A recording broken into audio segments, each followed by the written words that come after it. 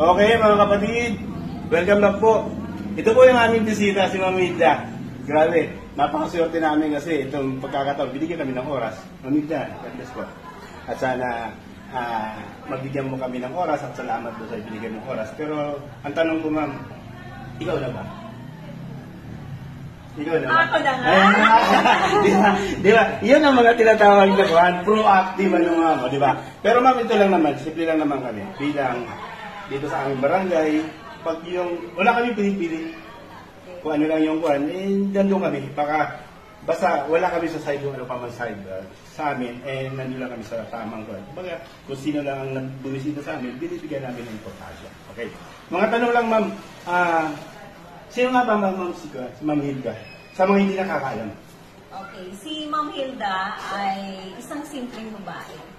Simpleng nanay, simpleng may bahay, at ako ay nagserbisyo sa Alabatay National High School sa loob ng halos humigit kumulang na 30 taon.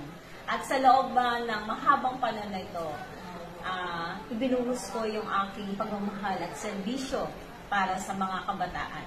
Pero Ma'am, by the way nga Ma'am, anong department nga pala Ma'am yung handle niya sa high school? Ako ay sa guidance counselor ako sa Alabatay National High School.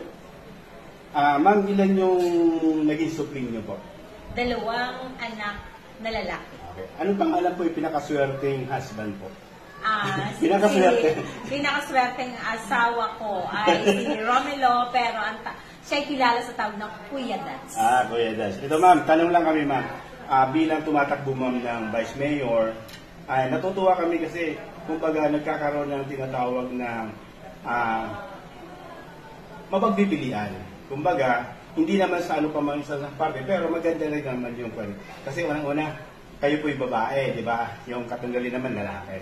Kumbaga, bagamat babae, sabi nga nila po, mahina daw. Pero base sa yung katayuan Ma'am, ano masasabi mo sa mga kababaihan? Bilang isang babae, kami ay mapapagod, pero hindi susuko. Yun ang maganda doon. Yung may determination si Ma'am si Ma'am Hilda, may determination. Pero Ma'am, kasi Ma'am, sa panunungkulan bilang, kung papalarin po kayo maging Vice Mayor sa aming bayan, kayo po yung presiding officer, di ba po, Yeah. doon sa konseho. Meron ho ba ngayon, Ma'am, for example, may kaibang partido, hindi nyo naman nakasama doon sa partido nyo. Anong treatment bang mayroon kayong ganun? Ang kinakailangan sa ganyan is equal treatment.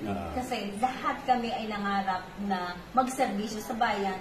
Kami man ang manalo, hindi kinakailangan na anuhin pa natin saang partido ka galing kung hindi kita ang partido. Kasi dapat kami ay iisa, dapat kami ay nagkakapit-bisig para sa Alaban, Quezon. Yes, Ma'am. Ang gaganda kasi mga kapatid, si Ma'am Hilda, tourism pa niyo po din sa Alaban Council Vice President. Imagine mo di ba yung tourism mga kapatid, pagpapaganda ng bayan, si Ma'am Hilda maganda kaya madali niya mapapaganda.